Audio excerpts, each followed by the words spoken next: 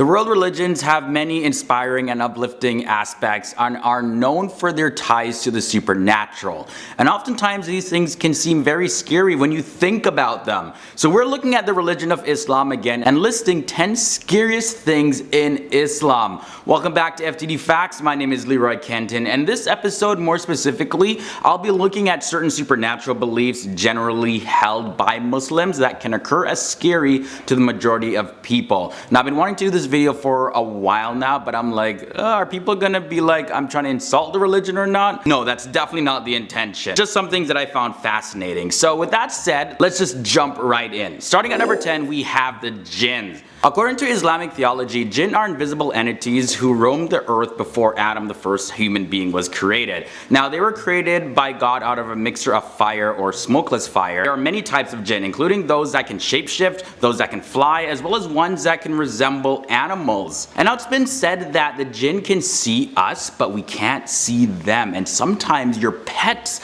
can see them, so they start acting really strange, and they'd be staring at something, and you're like, what are you looking at? Having no idea that they can see a jinn. Now what makes this even scarier is that sometimes jinn, depending on how they feel that day, can call out to you and they can sound like one of your relatives or close friends. Then there's the recording angels. Karaman Ketibin, or the recording angels, are also another pretty scary thing in Islamic belief. Not that the beings themselves are scary, but what they do can sometimes leave a person terrified depending on what they actually do. So let me explain. So there's two types of recording angels, and they record everything that a person does. Like, I mean everything, and not just like an overview summary of what they did or said, but really a detailed, in-depth report. It's the ultimate biography. So if you think about it, you just look back into your life at all the bad stuff that you've done, whatever it may be, the Karaman Ketibin angels, yeah, they recorded it even though you thought no one saw you or thought no one heard you.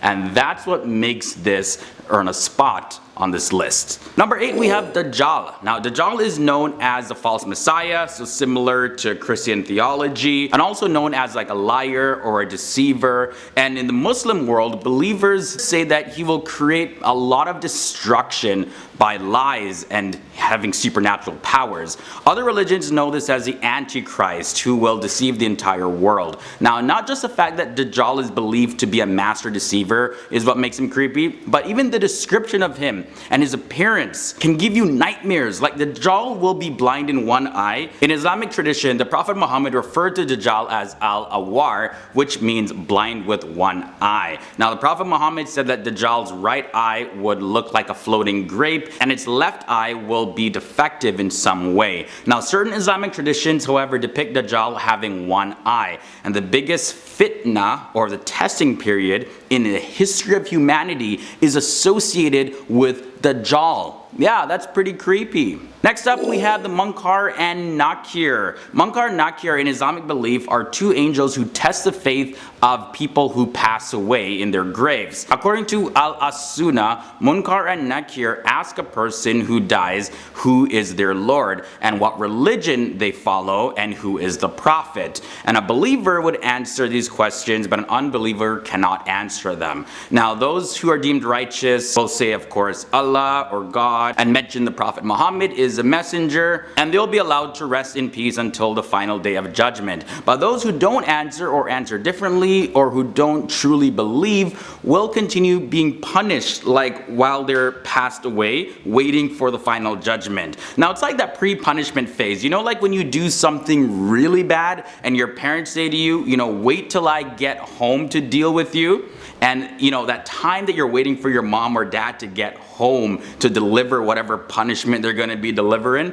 you know, sometimes that period is more punishment than the actual punishment. Now, it may not be that way in this scenario, but the idea that loved ones may not be actually resting in peace can be a pretty scary thought. Next up at number 6, we have the smoke.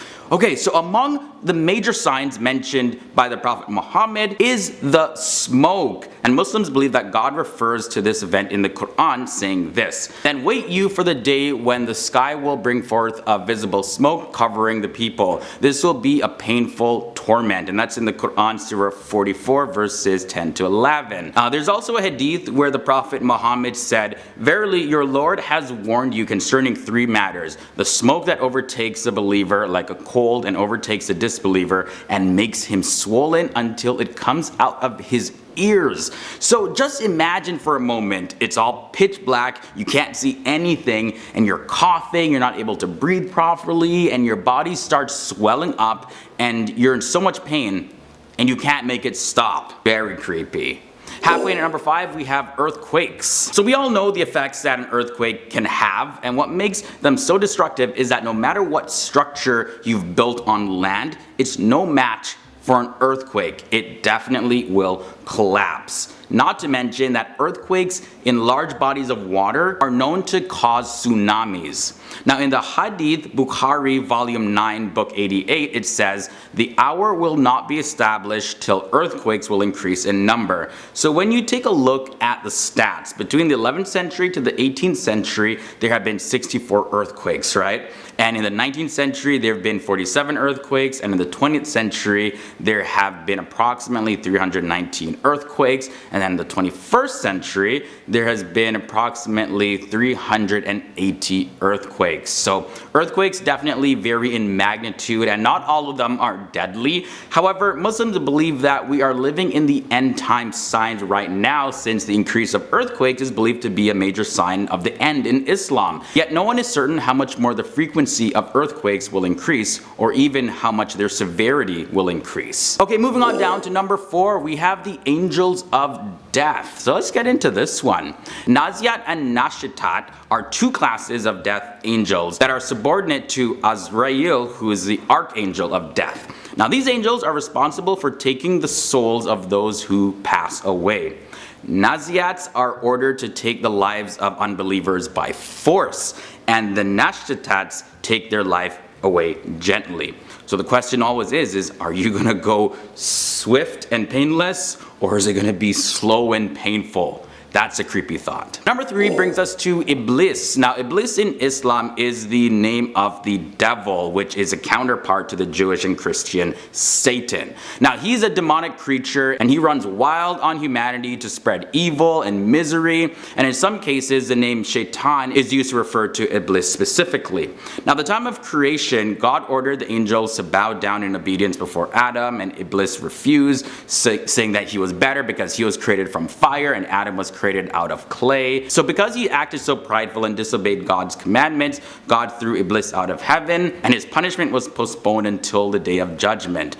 And Iblis, who became the ruler of the jinn and also became a jinn himself, he tempts people to do evil. And according to some Islamic beliefs, apparently only animals like donkeys can see Iblis, and Iblis sometimes appear as a human form to carry out certain tasks like recruiting other followers. So yeah, you may run into someone on the street and could be the devil. Number 2 is jinn possession. So I spoke about jinn before, right, in this episode. Now it's one thing to see a jinn and to hear one, but it's another thing to be under the control of one. Now not all jinn are evil according to popular Islamic belief. However, the scariest thing about the jinn who are evil is that they can actually possess human beings.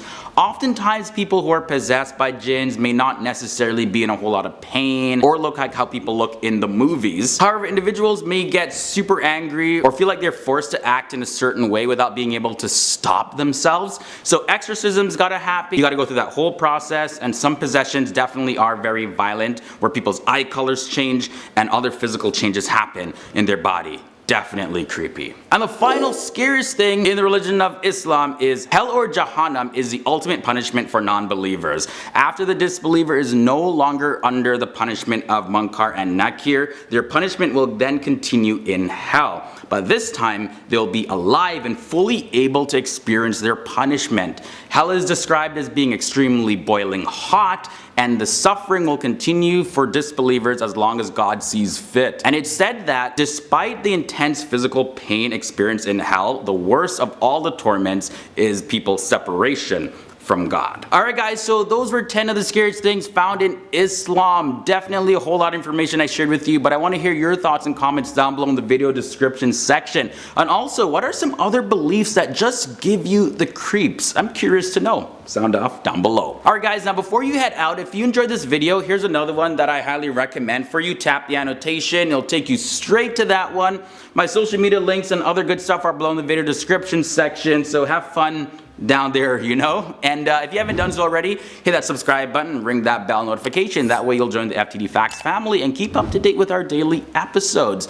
Alright guys, it's been great bringing you another episode here. I look forward to seeing you in the next one.